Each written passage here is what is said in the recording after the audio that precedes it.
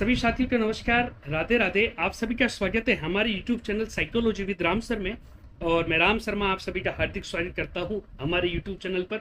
तो साथियों, जैसा कि हम देख पा रहे हैं कि स्कूल व्याख्याता परीक्षा बहुत नज़दीक है और 23 जून से परीक्षा स्टार्ट भी हो रही है। और कुछ लोगों के मन की स्थिति ऐसी है कि परीक्षा देने से पहले उनकी घबराहट हो रही है कि सर हम बहुत कुछ भूल गए, सर पता नहीं, ऐसा लग रहा है कि हमने पढ़ा है या नहीं पढ़ा है, याद नहीं आ रहा है। तो ये सारे जो प्रोसेस है, तो ये परीक्षा से पूर्व की प्रोसेस नेचुरली है।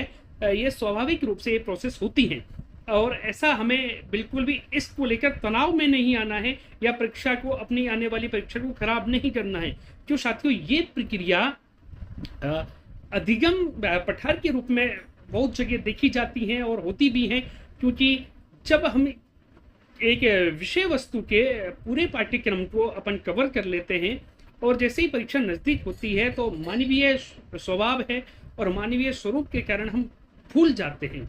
लेकिन जैसे ही अपन एग्जामिनेशन हॉल में प्रश्न देखते हैं और उसके विकल्प देखते हैं तो हमें ऑप्शन याद आता है, हम ऑप्शन को सटीकता से कर भी सकते हैं।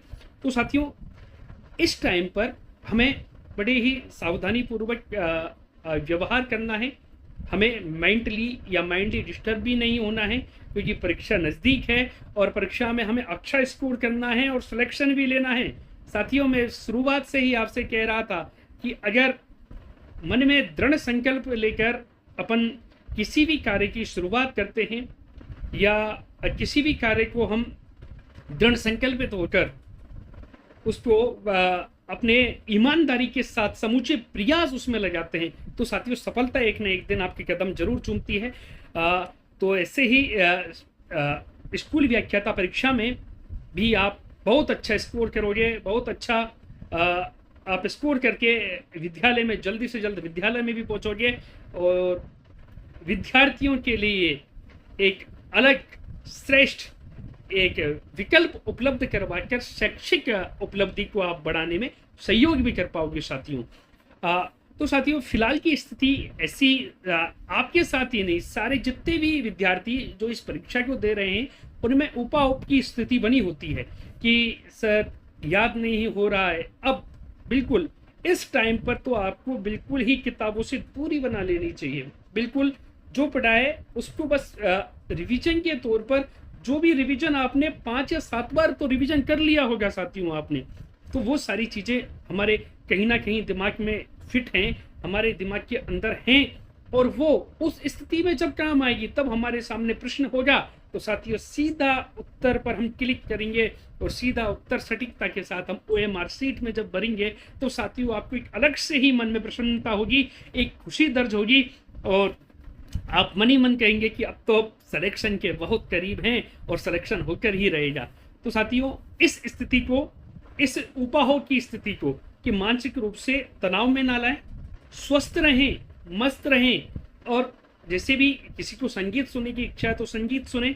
1-2 दिन रहें परीक्षा के, तो 1-2 दिन पहले जैसे अधिकतर परीक्षा सेंटर्स होम डिस्ट्रिक्ट में ही डाले गए हैं तो वहाँ देख लें, सेंटर देखकर कि कहाँ अपना सेंटर आया है, एडमिट कार्ड वगैरह, आधार कार्ड वगैरह, जो भी आपकी आइडेंटिटी कार्ड है वो सारी चीज़ें आप देख लें और एडमिट कार्ड अपना देख लें, सेंटर लोकेशन देख लें कहाँ आया है, कैसे क्या व्यवस्था बैठानी है, कैसे जाना है या नहीं जाना है। तो सेंटर पर अगर आप एक दिन पूर्व पहुँचे तो उससे क्या है कि मानसिक रूप से अपन स्वस्थ रहते हैं, मानसिक प्रेशर नहीं आ पाता है, जिसके कारण हमारा जो परफॉर्मेंस है वो परीक्षा में बहुत ही शानदार होता है। तो साथियों, आपसे बस यही है कि इस मानसिक द्वंद्व को या इस मानसिक स्थिति से थोड़ा परे हों और मानसिक रूप से तनाव में ना आए। जो होगा वो अच्छा होगा और आपने मेहनत की है, दृढ़ संकल्पित होकर आपने परिश्रम किया है, तो परिश्रम का फल मां सरस्वती एक ना एक दिन आपको जरूर देगी और आप इस परीक्षा में सफल होंगे। ऐसी ही शुभकामनाओं के साथ मेरी ओर से मंगल कामनाएं, शुभकामनाएं। आप अच्छा प्रयास करें, अच्छा स्कोर करें और आप जल्द ही विद्यालय में पहुंचेंगे। जितने भी साथी स्कूल व्याख्याता परीक्षा 2025 में शामिल हो रहे हैं उन सभी को अशेष शुभकामनाएं हमारी ओर से, हमारे YouTube चैनल की ओर से आपको हार्दिक बधाई, अग्रिम शुभकामनाएं कि आप अच्छा परफॉर्मेंस करें और अच्छे अंक स्कोर करके अपने अचीवमेंट को बढ़ाएं, अपने सफलता में अपनी उपस्थिति दर्ज करवाएं। तो साथियों, बस यही है कि एग्जामिनेशन हॉल में हमें बस माइंड स्थिर रूप से रखना है। स्थिर रूप और शांत चित्त होगा तो आप हर किसी प्रश्न की जवाब दे पाएंगे, हर किसी प्रश्न को सोचने समझने की क्षमता आपके अंदर होगी और आप सटीक और सही उत्तर तक पहुंच जाओगे। मानसिक रूप से परीक्षा के दबाव में नहीं आना है। परीक्षा के दबाव को धीरे धीरे धीरे धीरे अपने ऊपर से हटाना है और परीक्षा को एक मॉक टेस्ट की ही तरह समझना है कि हम मॉक दे रहे हैं और ये मॉक ही हमारी जिंदगी का सबसे बड़ा मॉक होगा। तो साथियों, बस लास्ट टाइम है, स्वस्थ रहें और मस्त रहें, बस यही बात कह रहा हूँ। अगर किसी को स्पिरिचुअलिटी में इंटरेस्ट है तो वो थोड़ी थोड़ी स्पिरिचुअल थॉट सुने, अपने विचार एक दूसरे से साझा करें, किसी भी टॉपिक पर थोड़ा डिस्कस कर लें, पर ज़्यादा बेफालतू की बातों पर, अफवाहों पर ध्यान ना दें। जो होगा वो अच्छा होगा और अच्छा नहीं, सर्वश्रेष्ठ होगा। आपने प्रयास किया है, आपको सफलता अवश्य मिलेगी। इसी मंगल कामनाओं के साथ आपसे विदा लेता हूं। आपको बहुत बहुत मंगल कामनाएं, शुभकामनाएं, अग्रिम बधाइयां। आप स्कूल व्याख्याता बनकर जल्द से जल्द विद्यालय में पहुंचे। राधे राधे, धन्यवाद।